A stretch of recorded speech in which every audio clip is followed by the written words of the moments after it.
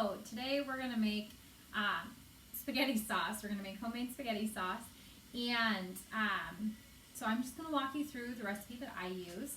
And I don't follow anyone else's recipe. It's mine, and it's a spin-off of my grandfather's homemade spaghetti recipe. So sauce. We're making sauce this week, not the spaghetti. If you want to apply the spaghetti lesson from a couple weeks ago to the pasta sauce we're going to make today, you can. But we're going to make homemade spaghetti sauce completely from scratch. So right now what I've got is some sweet Italian sausage cooking, and what I do is I buy sweet Italian sausage links, and then I just take them out of the casing. So you just run your knife down lightly down the outside, and you take the meat out of the casing and put that in the pan, and you'll see how I do that in just a little bit. And then we're going to chop up a bunch of fresh vegetables. So we're going to do, just think flavor. So we're doing a sweet yellow onion, we're going to do a green and a red and a yellow bell pepper, and we're going to also add portobello mushrooms to our sauce. And basically the idea is to add flavor, but also the more of those vegetables that we add in there, it adds to the nutrients in our sauce. So we're going to add those, and we're going to throw those in with the meat here in just a little bit. We're going to let that meat cook down while I'm cutting up the veggies, and we'll toss those in and let those cook first in the a little bit of that oil from the meat and with the meat to kind of marry the flavors. And then once the vegetables cook down a little bit, then that's when we're going to start adding the tomatoes and the tomato paste. If you choose to buy like canned mushrooms, you just want to make sure that you drain the water off of them before you dump them into your sauce. And then yeah, we'll just start there, and then when we get to adding the tomatoes and the tomato paste and all that stuff, we will talk about that. But I'm really excited to share this recipe with you guys. I love it. This time has actually been really good for me because it's reminded me how much I love to cook and how therapeutic it really is. And this recipe is really special to me. It reminds me of my grandfather, and so it makes me happy. I'm happy I get to share it with you. So I hope you all enjoy. I hope you have fun making this sauce. I hope you enjoy the flavor of the sauce and that you enjoy eating it. And I'm looking forward to hearing all your feedback. So when we cut our vegetables, you want to make sure that you keep your fingers back. And I'm not going to cut all the way through my onion. I'm going to do thin slices. And then I'm going to go the opposite direction. And I am going to throw my entire onion in for a couple of reasons. One, onions don't last very long after you've peeled them. So to start the onion, I cut off the end that kind of looks like it has a tail, and then you peel the outside off. And then these slices, one more, and then we're going to turn the onion, and we're going to do the exact same thing going the opposite direction. A few pieces might start falling off, and that's okay if they do, but this just helps me not to have to spend so much time with the onion, because I know y'all know the onions make you cry, right? Careful when you get to this last segment that you're going to slice. Turn it so you don't chop towards your fingers. And then we can turn it on the edge again, and we're just gonna do really thin slices.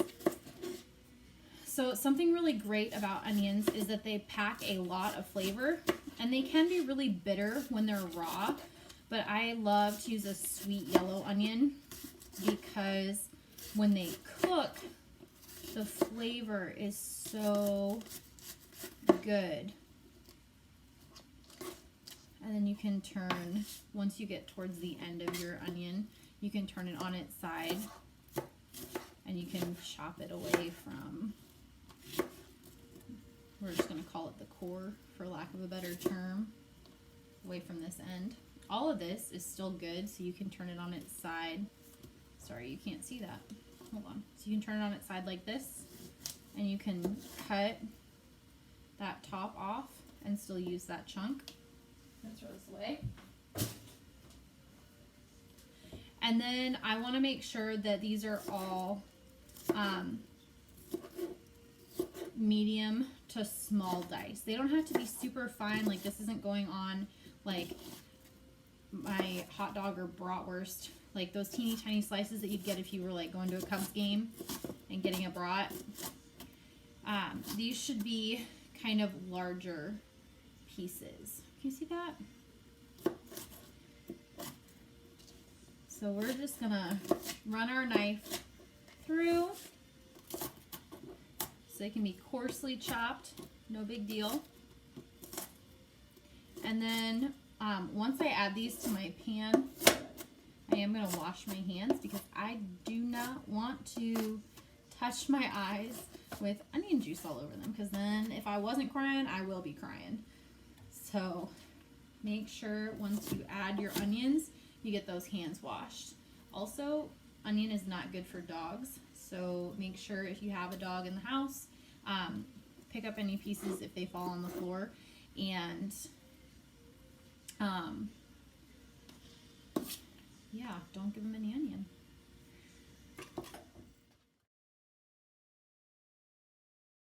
All right, so I've got our meat cooking in the pan, because what I want to do is add our veggies to the meat in the saucepan.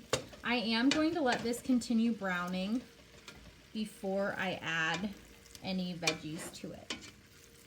I want this to be cooked a little bit more. And it wouldn't hurt anything. I'll probably start adding veggies here in just a minute or so. I'm gonna just let it get a little bit more done. So we've got our meat cooked a little bit more. Still has a little ways to go. But I'm gonna add in my onions, and I'm gonna start adding the rest of my vegetables. I'm also gonna add a little bit of celery because it gives it some really good flavor. So with the onions in here, I just want you guys to note, we are looking for them to become translucent. So they were kind of white going in. So you can see that they're white. We want those to become clear, and they won't quite caramelize because there's so much other stuff and so much moisture in the pan, but they will become translucent from cooking, and that changes the flavor. That kind of is the cooking process is where that bitterness goes away and that good flavor of that onion comes out. I want you guys to see, we're going to use some of the outside stalks, but if you pull away your stalks, there's a middle portion right in here called the heart of the celery. This is part of it, but then this little bit down here. So this chunk right here, this is the heart of the celery. And for whatever reason, you guys, this part seems to have the best flavor. So whether you're making chicken noodle soup, you're making homemade sauce, make sure that you include the heart of the celery, this part right here. And we're even going to chop up those leaves. They're in good shape. They don't look icky. So we're going to rinse this in cold water and clean it off, make sure it's good. And then we're going to chop even these leaves up and add them into our sauce. But I just wanted you guys to see, we're going to take a few pieces from the outside, and then we're going to make sure we use this core, the heart of the celery. So we are going to rinse our celery in cold water, which I've already done, and then we're going to clean it up. So we're going to cut off any of these spots that aren't good and throw those out. We always cut this end. Usually that's got a lot of dirt. So we're going to cut off the ends that aren't good. Now if you have a piece like this, just because it's got some damage up here doesn't mean it's the whole stick is bad. We just cut the part that's not good off, and then that'll go in the garbage. No big deal. And if part of it is good and part of it's bad, you can cut out the part that's no good and keep the rest. No problems there. So here we've got a spot that's I don't really want that in my sauce. So I'm just going to shave it off. No big deal.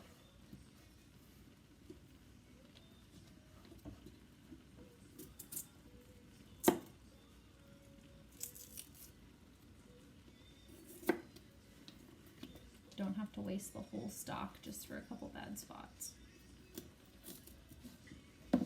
And if you got a stock that's got multiple bad spots on it, you can make the decision if you need to get rid of the whole thing. That's okay too. It's totally fine.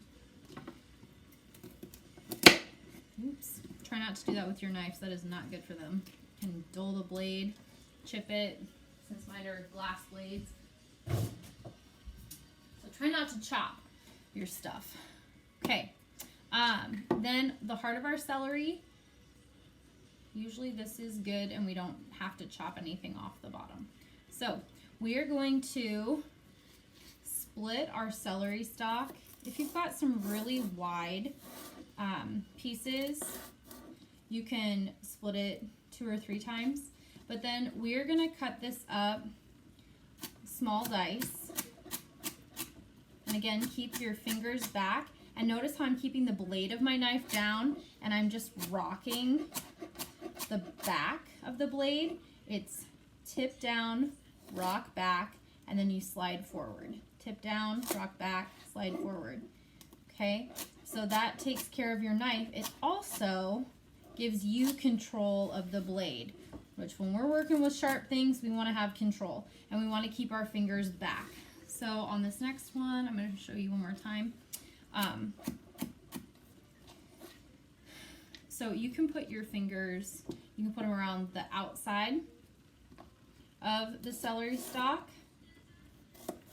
and run your knife long ways that way.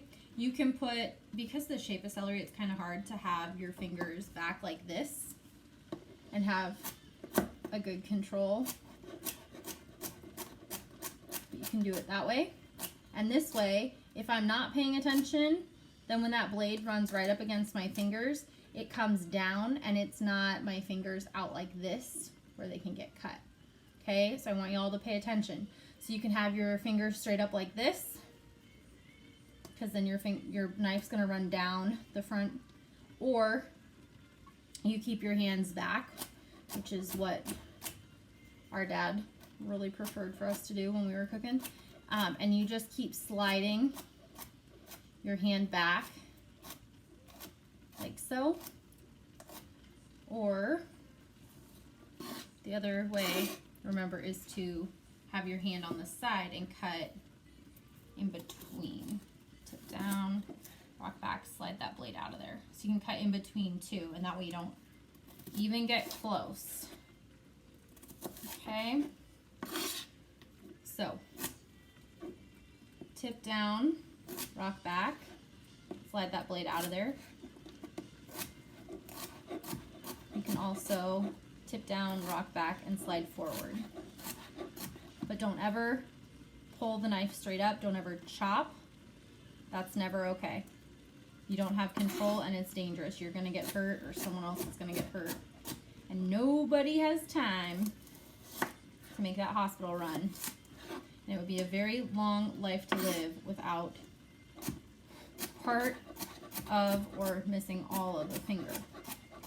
So keep those fingers back. When you start getting a little close to the edge, turn it around. So I'm putting our onions and our celery in first because these are going to need the most time to cook and soften up. And the other vegetables that we're going to add in, they're a lot softer. So we will add those last. They won't take as much time to cook. So if you're adding things like bell mushrooms, even the peppers, I'm going to do the peppers next because they're not as soft as those mushrooms are. You're going to need a little time to cook down. But if I want to add like spinach to this at the end, if you're a person who's like, I don't want to taste the spinach, you have to trick yourself into eating it. Adding it into your spaghetti sauce or a protein shake is a great way to trick yourself because you can't taste it and you still get all the added benefits. You just don't even have to know that it's there. How about that? So we're gonna add the spinach. I haven't decided if I'm gonna do that yet, but if we add it, we're gonna add it at the end. And then these are much smaller little pieces of celery. Can you see that on my blade? So I'm not even splitting the stalks.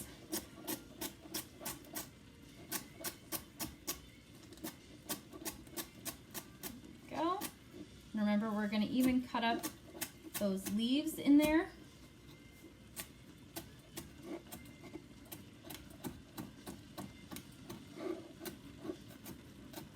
And if you feel like you've got chunks that are a little too big, you can run your knife through like we did the onion. Okay? And then we're going to add these to our meat and onions in the pot. All right, so we are going to cut our bell pepper. Something that you want to keep in mind, especially if you're using a metal knife, you don't want to be making new cuts in the skin of the pepper often, or like flip it over on the edge. Let me show you. You don't want it flipped over like this and have it so you're cutting through the outside skin because it'll dull your blade. So make one cut through the middle and then try and cut all the way around, and then you can pull it apart, and then you can come from the inside. Try not to hold it in the palm of your hand just in case your knife slips. Don't need to get any cuts. And you can cut that core out of the top, and then you can pull the seeds out. They come out really easy. With different peppers, if you put any of the seeds in the sauce, it'll make it a little spicier. Just another little did you know fact. So something else to know, see the bottom of this pepper, how it's got 4 nubs on the bottom? So peppers are actually male and female, and they pollinate each other. So something to know is that a pepper that has 4 or more points is going to be sweeter. So the female peppers are sweeter than the male peppers. So like if we were eating like veggies and dip, the best veggies or the best peppers to use would be the ones with 4 points, because they're going to be sweeter and they're not going to be as bitter. And then with cooking, if you have peppers with 3 points, the cooking process actually kind of like with that onion, that chemical reaction, like when it cooks down, it makes it a little sweeter. Same thing with the cooking process for the pepper, it'll make it a little bit sweeter. So a little did you know fact for your peppers. So when we cut these, remember we don't want to cut on the outside because this is going to dull our metal blade. Even though I have ceramic knives now, back in the day in college I didn't, had to take care of what I had, but I still don't cut on the skin of those peppers. So I like to cut mine into slices. Now this pepper is getting a little too skinny for me to hold that way, so I'm going to turn it and cut this way. And then we're going to chop this into small medium dice bites. Oh, and Winnie has come in because these are one of her favorite snacks. She's giving me the eyes. You know, it has been a long time since I made my grandpa's sauce. A long time, really. Like 4 years. I don't eat a lot of spaghetti anymore. But the last time I made this sauce,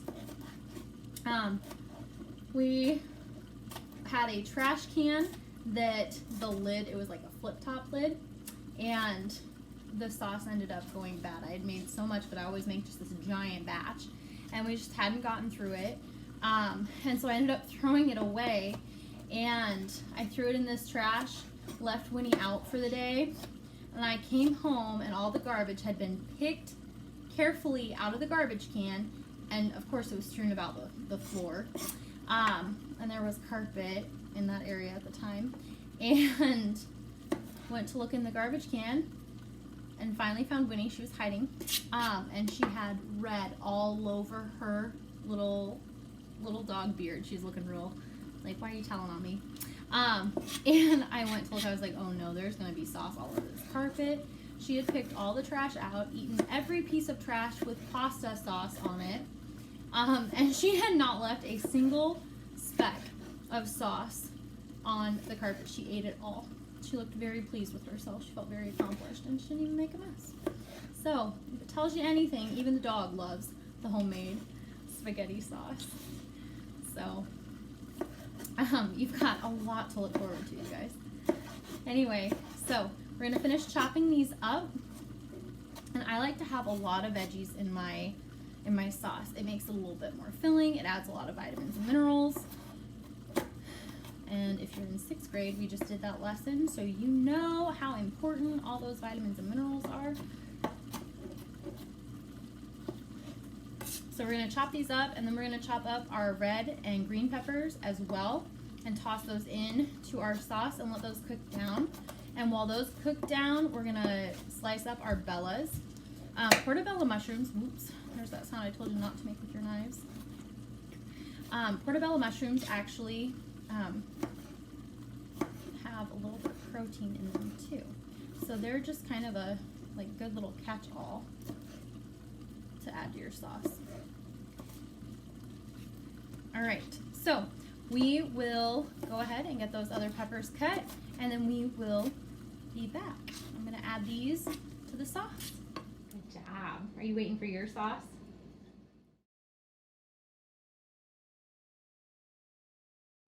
So we've got all of our vegetables in here, and we've got our mushrooms, and I'm gonna cover this so that the steam can cook and soften up those peppers a little bit more, and also so it can shrink down, so it can start cooking and shrinking down those bellas. They won't shrink too much, but we want to get those cooked a little bit so they're tender before we put our crushed tomatoes and tomato paste in here. So that is our next step. So we're going to leave this to sit and cook for about probably about 15 minutes, and then we'll check in and see where it's at, and then we'll probably be ready, hopefully be ready to add our tomatoes and paste. I just wanted you guys to see the sauce. So our mushrooms haven't cooked down a whole lot, but you can definitely see a difference. They're cooked a little more. Our peppers should still be bright. We don't want to cook all the color out of them, because actually when the color gets cooked out, that means we're losing nutrients. So you don't want to overcook it, because we are going to bring this up to a boil and then let it simmer with the tomatoes in it. So if there's any meat that's still not cooked yet, that's okay. Don't worry about it, because we're going to cover this and we're going to let it simmer and boil and finish cooking the rest of the way. The liquid that's in the bottom of the pan, that's all right. We're going to need that to keep it saucy. You guys are going to notice this is a really dense sauce. So if you're my kid who does not like vegetables, or my kid who doesn't like meat, you just like marinara sauce, I apologize, because this is going to challenge you and test your palate. But I promise you the flavor is good. So I'm going to add my tomatoes. I've got my cans over here. So I add tomato paste. I like adding fire roasted salsa style peppers. So it's got peppers, onions, and garlic in it. So we're adding some of those flavors. You can add fresh crushed garlic at home if you have it too. And then we're going to do crushed tomatoes and heavy puree. That just means like tomato juice. And then we're going to do some stewed tomatoes. And we're also going to do petite diced tomatoes with garlic and olive oil. And I'm going to judge by how much liquid is in there, whether or not I'm going to add the liquids off of these cans. I will add this whole can with the garlic and olive oil. I'm going to drain the big can of crushed tomatoes, and then we'll kind of see where we're at with liquids for the rest. As I'm opening some of these cans, I wanted you guys to know I'm going to put the liquids into a liquid measuring cup and keep them off to the side, because if I find that my sauce is too thick once I add my tomato paste, if I drain a lot of my liquids, I'm going to have to add water, and that's going to take away my flavor. I can add some red wine to it, but again, that's going to change the flavor, and it doesn't really add back any of those spices. Red wine is good to add before you bring your sauce to a boil and let it simmer. It cooks the alcohol out, but it enhances the flavor of the vegetables, so that's a really good thing that you can add. And I also wanted to say I misspoke on the tomato puree. This is not water. This is like crushed tomatoes. So we are not going to dump this out. There, you can kind of see in there. We're going to dump this all into our sauce. So you're not going to try and drain your tomato puree. I just wanted to make sure I clarified. So any other of the stuff, any other tomatoes, if they have water on them, we're going to drain some of that liquid out into our liquid measuring cup. And then if we need to add it back, we will.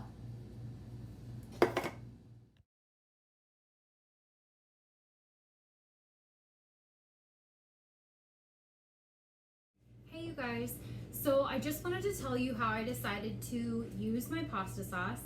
As you saw, it made a giant batch of sauce, and so what I like to do is use some for pasta, but then I really like to make stuffed peppers, and I do my stuffed peppers with quinoa in the middle. So quinoa is a grain, but it's got a high amount of protein. So this is the quinoa that we're going to be using. The amount of protein per serving, it's only 1/4 cup. There will be about 1/2 cup of quinoa in each half of a bell pepper. So there will be 12 grams of protein. And then, so what we're going to do with this is we're going to cook it in chicken broth because that adds good flavor to it.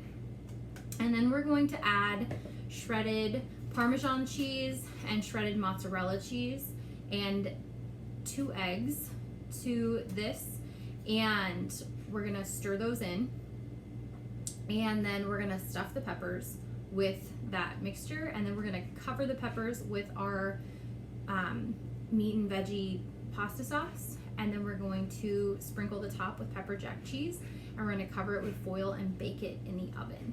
So this will actually shake out to be a pretty nutrient dense meal, which I love, because who likes to eat food and then still feel hungry when they're all done? Not me. Those of you that know me, you know I like to eat, and I like to eat good food. So I'm curious to hear what you think. I'm curious to hear what you choose to do with your pasta sauce. Do you just do spaghetti? Are you going to go the extra mile? You're going to make the stuffed peppers? I'm going to include both recipes with the instructional video, and I would love to hear what you guys decide to do. So send all of your food pics my way.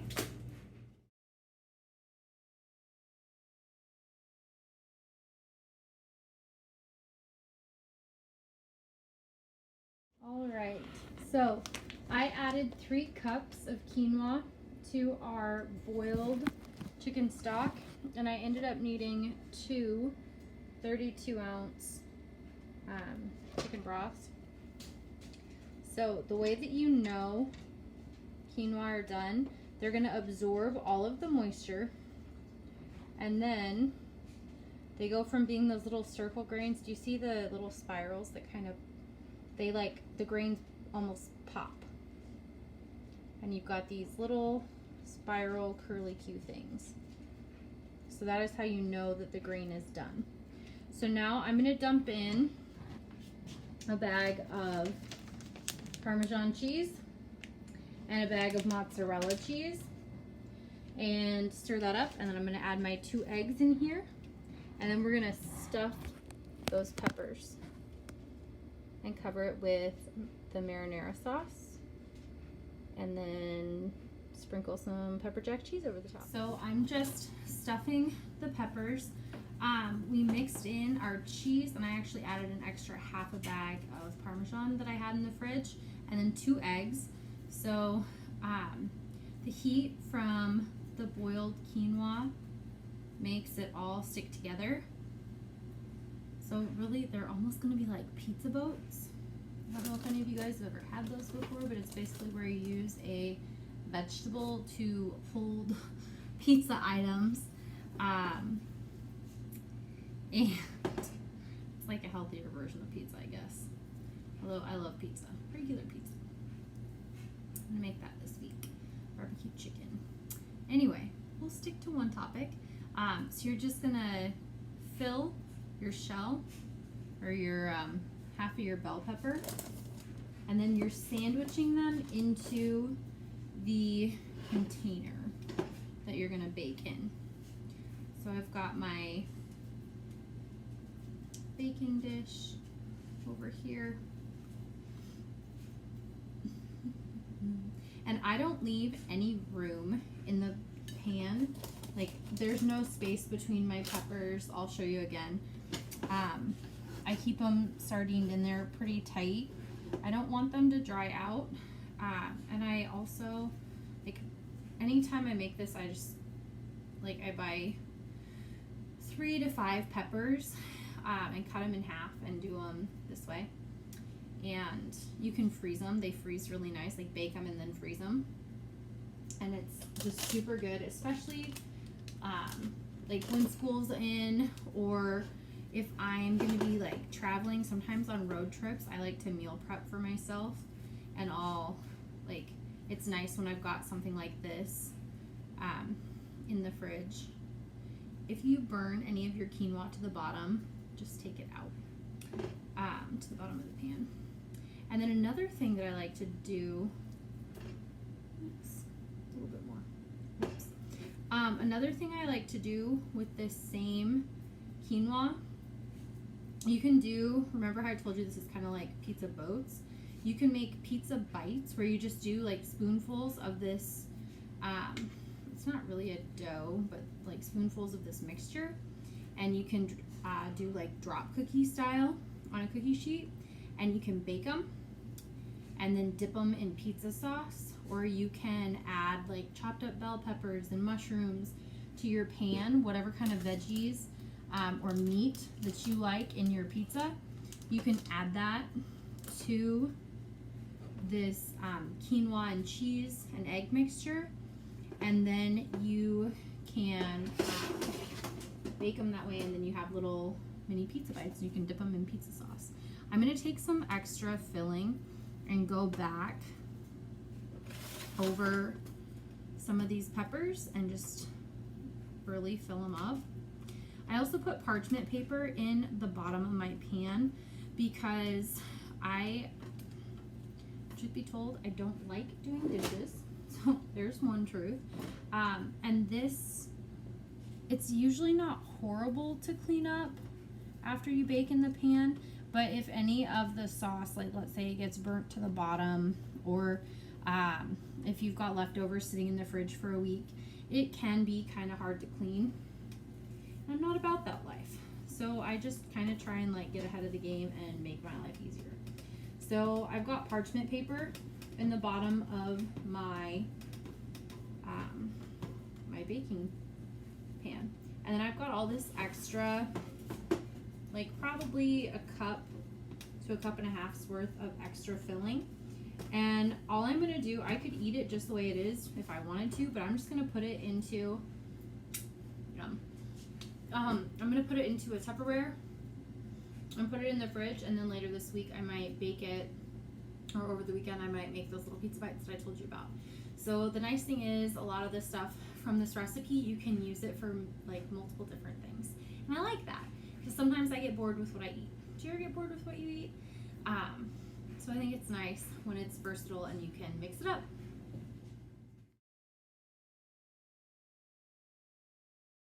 All right, so I'm gonna take my spaghetti sauce. I'm just gonna scoop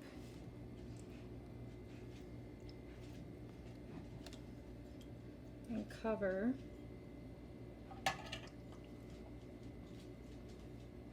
my peppers. Look at this. I told you guys the dog loves. This is one of her favorite things that I make. Isn't that funny? Dogs are funny. They're a trip. So I'm covering the top, and I'm going to let the sauce even get in between the peppers. And that's going to keep everything from drying out. So this should be, it's almost like they steam cook from the moisture in the sauce and in the peppers. These are so good, you guys. These are my favorite. Have I told you that enough yet? Do you know that this is my favorite thing that I make now?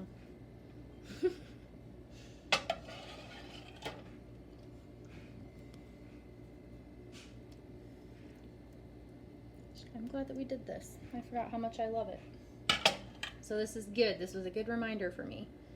And you aren't even gonna believe this. Look how much sauce we've got left. Even after dumping all of this on there. Okay, so make sure that it's totally covered. You shouldn't be able to see your cheesy quinoa underneath there.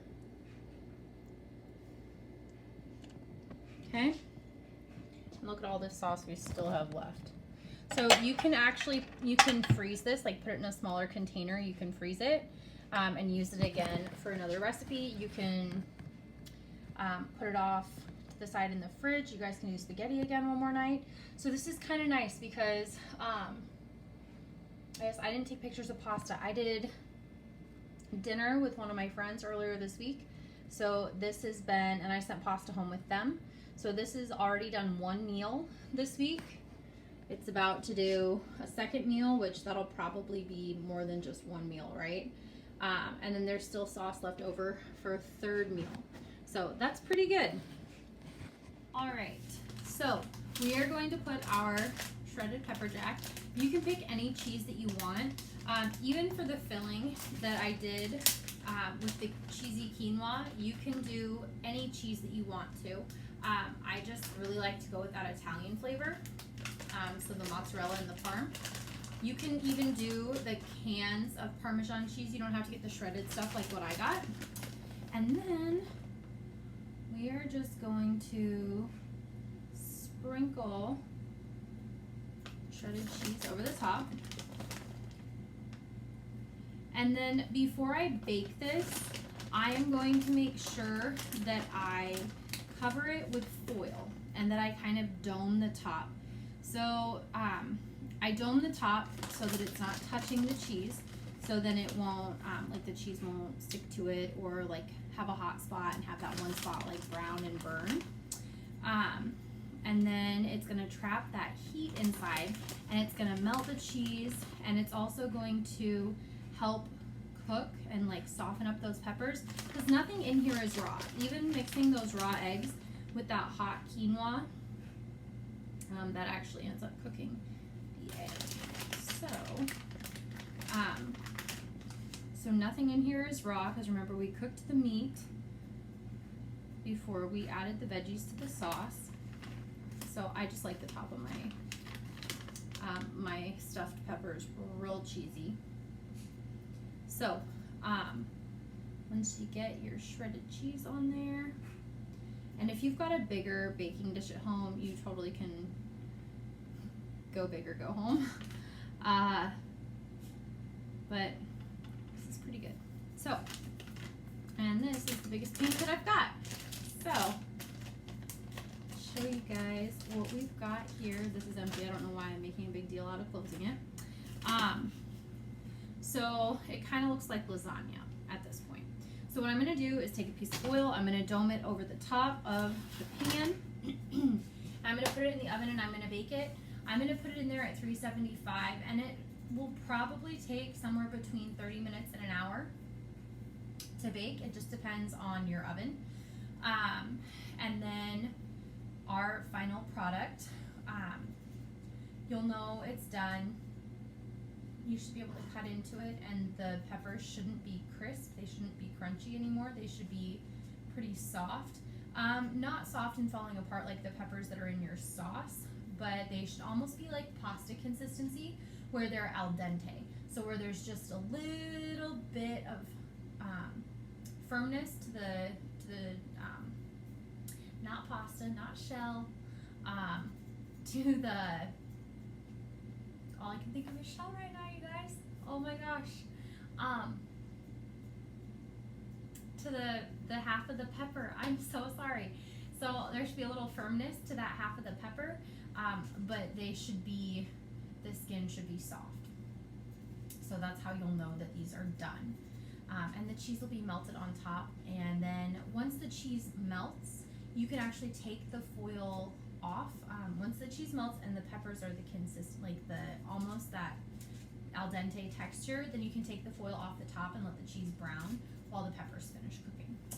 So these are my special recipe, my stuffed peppers. So I hope that you guys enjoy them. I'm really looking forward to hearing what you have to say about how your process went and how your peppers turned out, what your family thought.